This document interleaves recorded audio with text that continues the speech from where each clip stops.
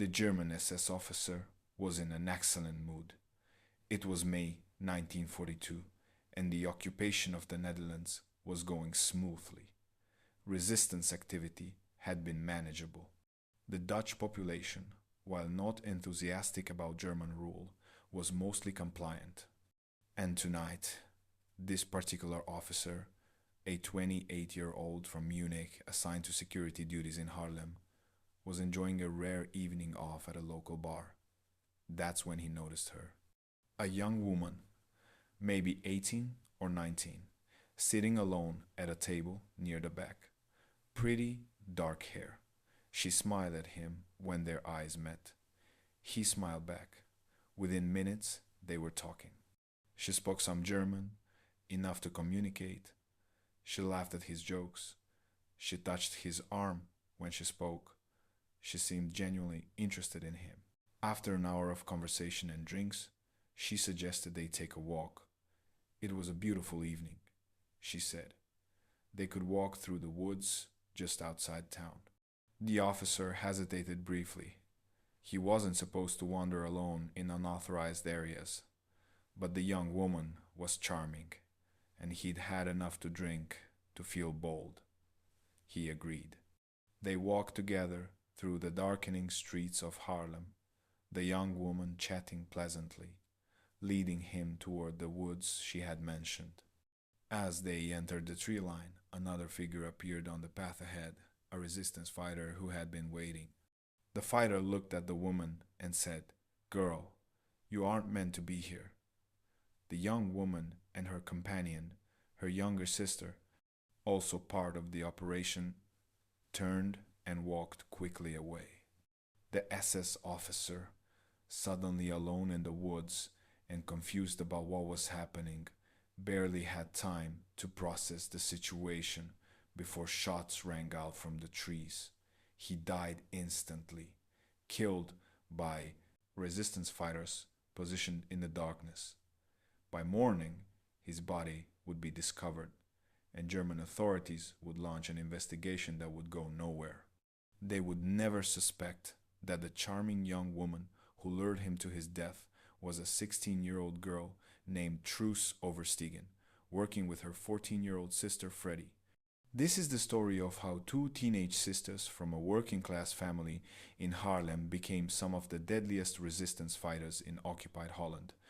How their youth and apparent innocence made them perfect assassins, and how they carried the psychological burden of their kills for the rest of their lives. Freddie Nanda Oversteegen was born on September 6, 1925, in the village of Schoten, Netherlands.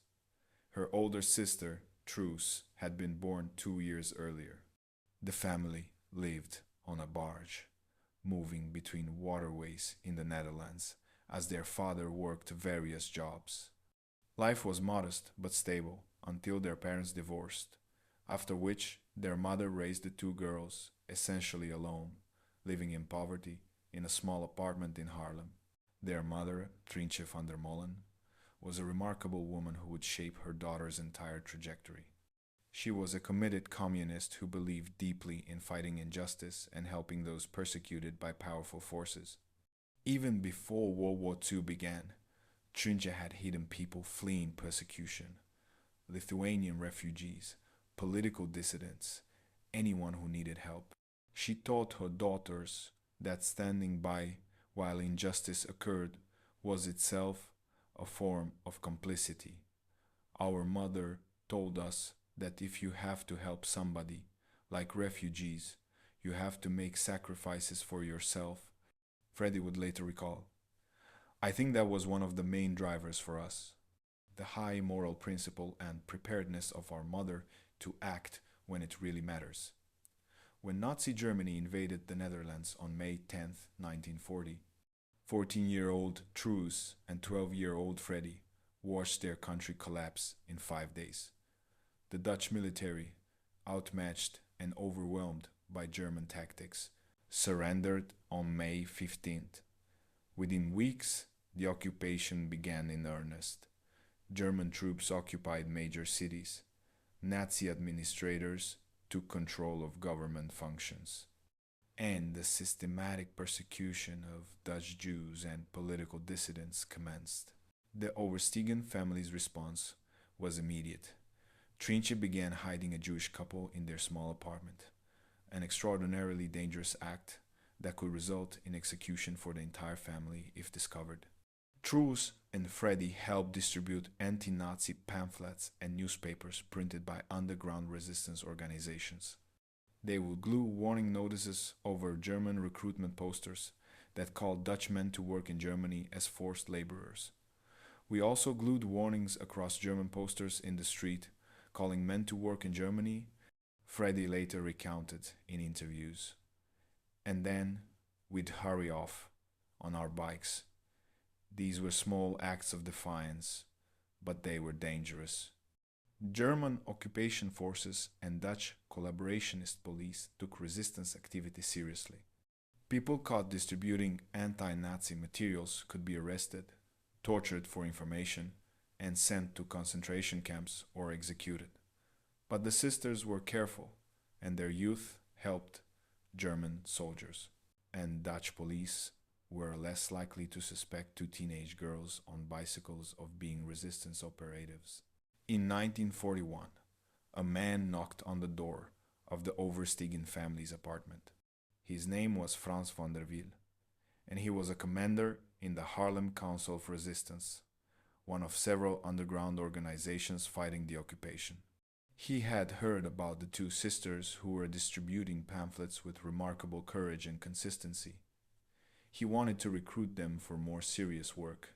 The family was terrified when they heard the knock.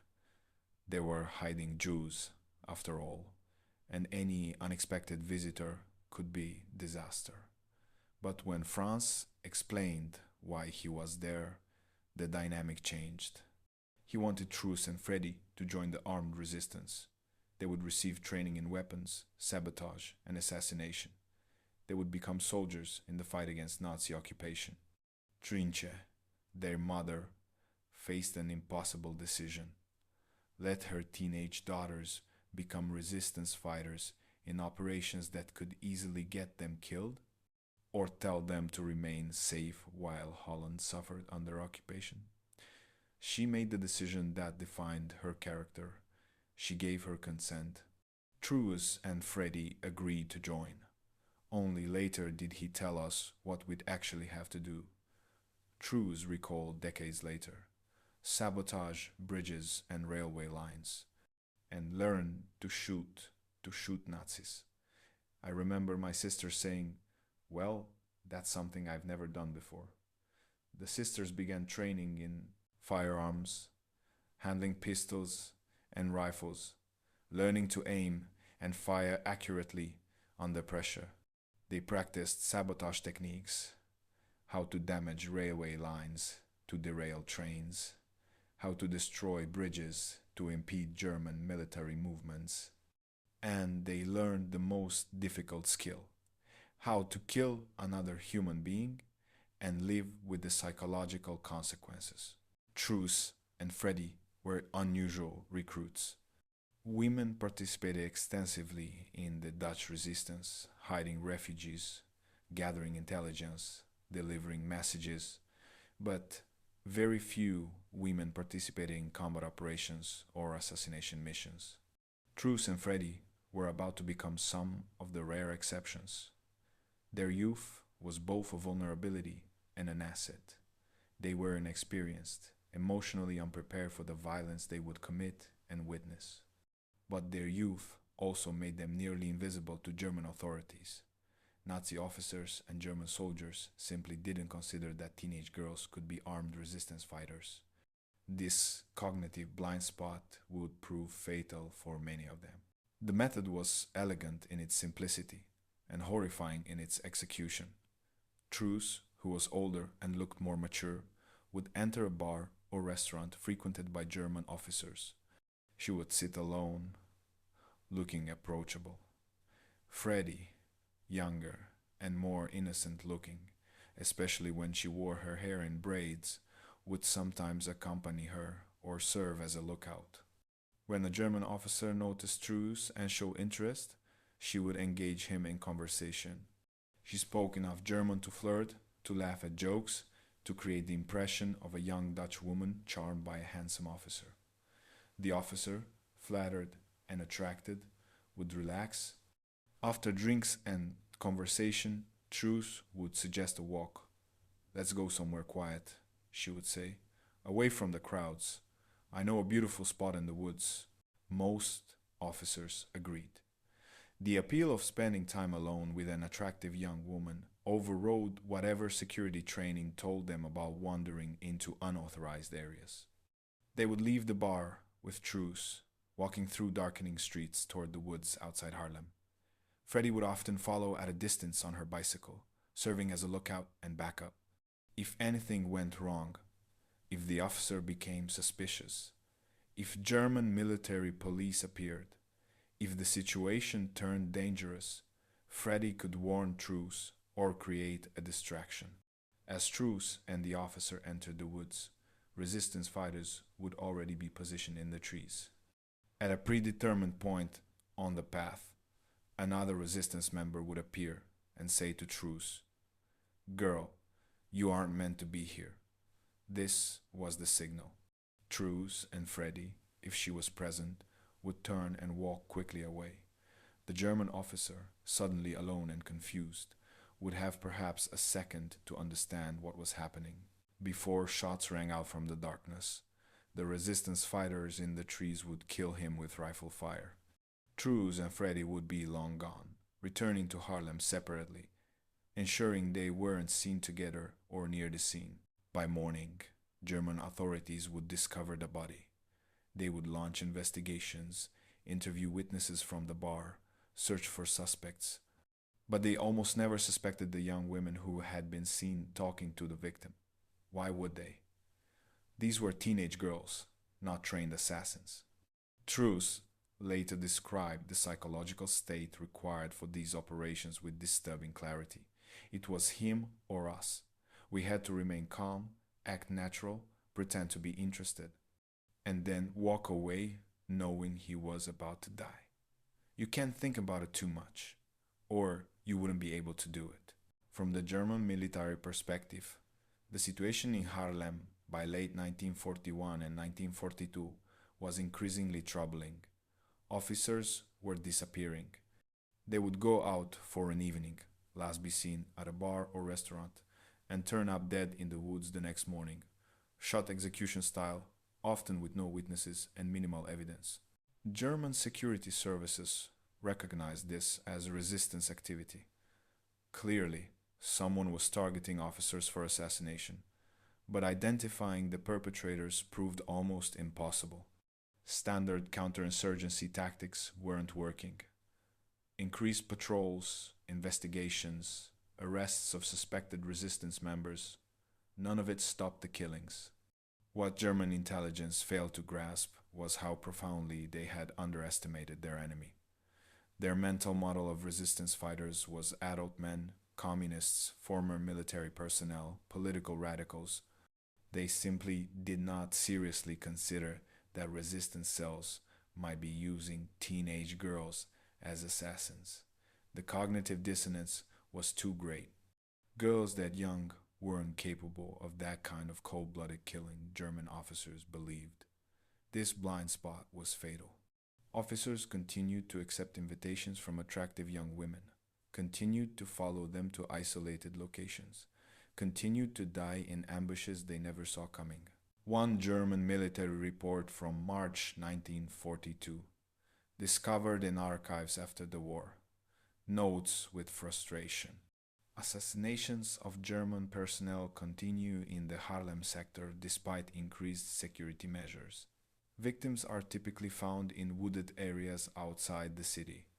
Evidence suggests they were lured to these locations, but witnesses are unable or unwilling to provide useful descriptions of suspects.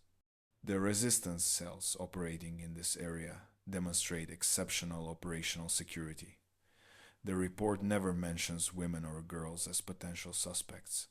German intelligence was looking for the wrong profile entirely. Truus and Freddie didn't limit themselves to seduction operations. They participated in a wide range of resistance activities, each requiring different skills and courage.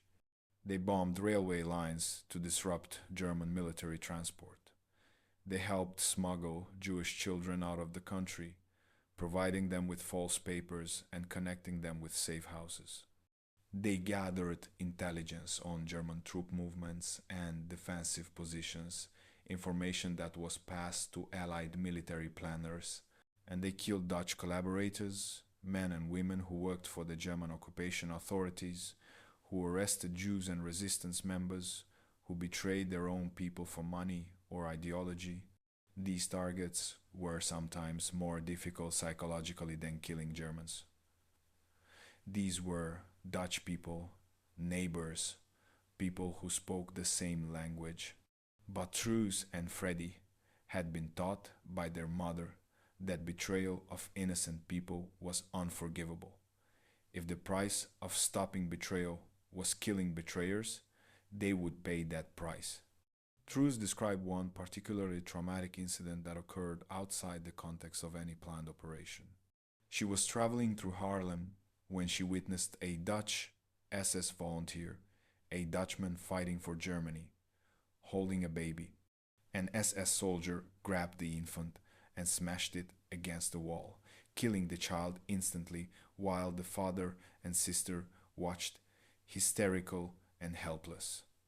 Truus shot the SS volunteer right there, not as part of a planned resistance operation, not under orders. She simply saw an act of unspeakable cruelty and responded with immediate violence. "I shot that guy," she later said. "Right there and then, that wasn't an assignment, but I don't regret it." The psychological toll of this work was severe, even during the war. Truus and Freddie were committing acts of violence that would traumatize trained adult soldiers. They were teenagers. Freddie was 14 when she began resistance work, 16 when she participated in her first killing. Truus was only 2 years older. Both carried weapons, lived under constant threat of discovery and execution, and knew that every operation could be their last. By 1943, the sisters had connected with another young resistance fighter who would become both friend and comrade, Hannie Schaft, known as the girl with the red hair. Hannie was slightly older, studying law at university before joining the resistance. The three women worked together on multiple operations, becoming one of the most effective resistance cells in Holland. Hannie Schaft brought intellectual sophistication to the group that complemented Truus's decisiveness and Freddie's careful planning. Where Truus was the operational leader and Freddie handled logistics and reconnaissance, Hannie provided analysis and strategic thinking. Together, the three young women formed a formidable team. Hannie's distinctive red hair became both her trademark and her vulnerability. In a country where red hair was relatively uncommon, she was memorable. German authorities eventually compiled intelligence suggesting a red-haired woman was involved in resistance activities. Hannie began dyeing her hair black, but the damage was done. German security services were actively hunting her by 1944. The three women continued operations throughout 1943 and into 1944 as the tide of the war turned against Germany. Allied forces invaded France in June 1944. The Soviet Union was pushing from the east. Germany was losing, and everyone knew it. But the Dutch resistance still faced a brutal, determined occupation force that grew more vicious as defeat approached. In September 1944, Hannie was stopped at a German checkpoint. Her false papers failed inspection. She was arrested, and her identity was eventually confirmed: German. Authorities knew they had captured the famous red-haired resistance fighter. Hannie was tortured for information. She revealed nothing about her network, protecting Truus, Freddie, and countless other resistance members. On April 17th, 1945, 3 weeks before the German surrender in Holland, Hannie Schaaf was executed by firing squad. Her last words, according to witnesses, were directed at her executioner after the first shots failed to kill her immediately. "I shoot better than you." Hannie's death devastated Truus and Freddie. They had lost a friend and comrade, but they couldn't stop. The war was still on. They continued resistance operations until German forces in the Netherlands finally surrendered on May 5th, 1945. The war ended. Truus and Freddie survived, but survival came with costs that would last decades. Neither sister ever revealed the exact number of people they killed. When asked in later years, Truus would say, "You shouldn't ask a soldier how many people he shot. I was also a soldier, a little one, a child soldier, but I was a soldier." The psychological burden of what they had done was immense. They had killed German soldiers and officers. They had killed Dutch collaborators. Some of those killings happened face to face, looking into the eyes of people they were about to execute. They carried those deaths for the rest of their lives. Post-traumatic stress disorder wasn't well understood in the 1940s and 50s. There was no therapy for young women who had killed dozens of people before turning 20. Truus and Freddie were expected to simply return to normal life, get jobs, start families, pretend the war had been an unfortunate interruption rather than a period of sustained trauma that fundamentally altered who they were. Both women struggled. Freddie married and tried to build a normal life.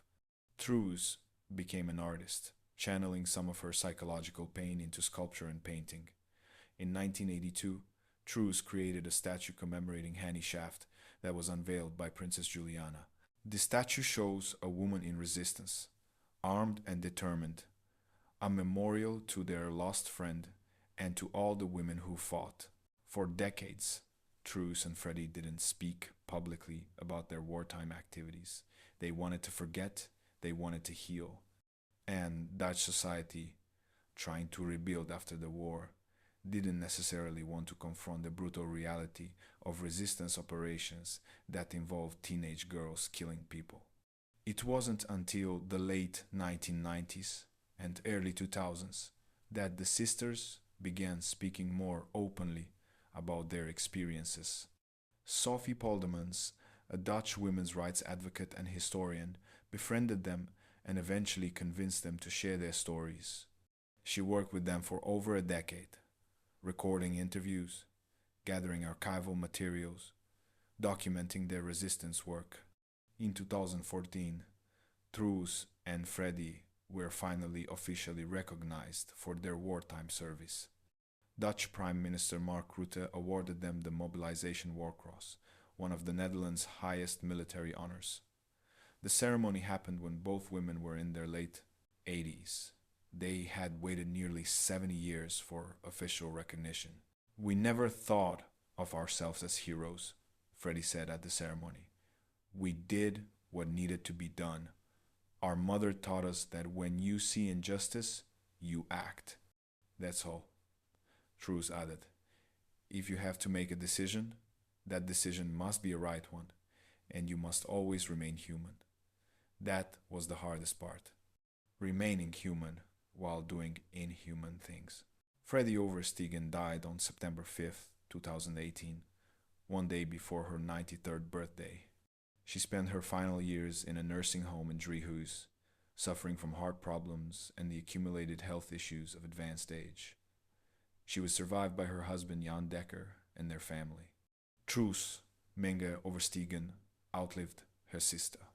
She continued working with Sophie Poldermans on the National Hannie Schaaf Foundation, keeping alive the memory of their fallen comrade and educating new generations about resistance during occupation. The full story of what Truus and Freddie accomplished during the war became clearer only after both were willing to discuss it. Sophie Poldermans' book, Seducing and Killing Nazis, published in 2019, provided the first comprehensive account of their operations. The book revealed details that shocked even historians familiar with Dutch resistance activities. These two teenage girls, working class sisters from Haarlem, raised by a communist mother who taught them to fight injustice, had participated in operations that killed at least 20 German officers and Dutch collaborators. The exact number remains unknown. Both sisters refused to quantify their kills, but resistance records and German military documents suggest the true number was higher. Their seduction operations were particularly effective because German officers fundamentally failed to recognize teenage girls as threats. The cognitive dissonance was too great. Officers trained in security and counterintelligence, men who might have suspected adult women of being resistance operatives, never seriously considered that 16-year-old and 14-year-old girls were armed assassins. The psychological cost of their service cannot be overstated. Truus and Freddie killed people at ages when most teenagers are concerned with school, friendships, and normal adolescent development. They lived with the constant fear of capture, torture, and execution. They witnessed atrocities, like the baby murdered by the Dutch SS volunteer that Truus immediately avenged. They lost friends, including Henny Shaft, executed weeks before the war ended. And they carried all of this for decades in silence, receiving no recognition, no support, no therapy. They were expected to simply move on, to pretend the war had been a brief interruption rather than the defining trauma of their lives. When recognition finally came, the 2014 award ceremony, both women were in their late 80s. Nearly 70 years had passed since they had been teenage resistance fighters killing Nazis in the woods outside Haarlem. The recognition was meaningful, but it couldn't erase the decades of silence and trauma.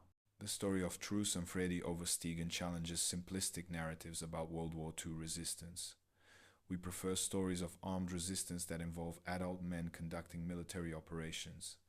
We are less comfortable with stories of teenage girls using seduction and assassination to fight occupation.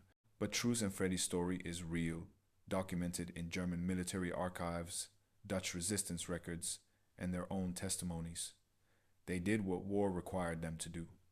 They used the tools available to them, their youth, their apparent innocence, their ability to make German officers underestimate them, and they paid an enormous psychological price. Their mother, Trijntje van der Molen, taught them a principle that guided their entire lives. When you witness injustice, you act. You don't stand by. You don't make excuses. You act even when action is dangerous, even when action requires you to do terrible things. Truus expressed this principle with stark clarity in one of her final interviews. I was forced to watch, which aroused such an enormous anger in me, such a disgust. You can have any political conviction or be totally against war, but at that moment you are just a human being confronted with something very cruel. Shooting innocent people is murder. If you experience something like this, you'll find it justified to act against it. The sisters tried to remain human while committing inhuman acts. They killed people, but they did so believing they were protecting innocent lives from a murderous occupation. They seduced men to their deaths, but those men represented a regime that was murdering millions. There is no simple moral to their story. War forced teenage girls to become killers. Occupation created situations where the only meaningful resistance involved violence. And two sisters from a working-class family in Haarlem rose to those circumstances with courage that caused them decades of psychological suffering. Freddie and Truus Oversteegen were not heroes in the simple sense. They were teenage girls who did terrible things for necessary reasons. They were resistance fighters who used the weapons available to them, including their own youth and sexuality, to fight an enemy that had invaded their country and was murdering their neighbors. They were survivors who carried the weight of their wartime actions for 70 years, and they were finally recognized, not as heroes necessarily, but as what they actually were: soldiers who fought when fighting was required, who did what needed to be done, and who paid an enormous personal price for their service. Two teenage sisters, 20-plus Nazi officers eliminated a lifetime of trauma and a principle learned from their mother that guided them through darkness. When you see injustice, you act.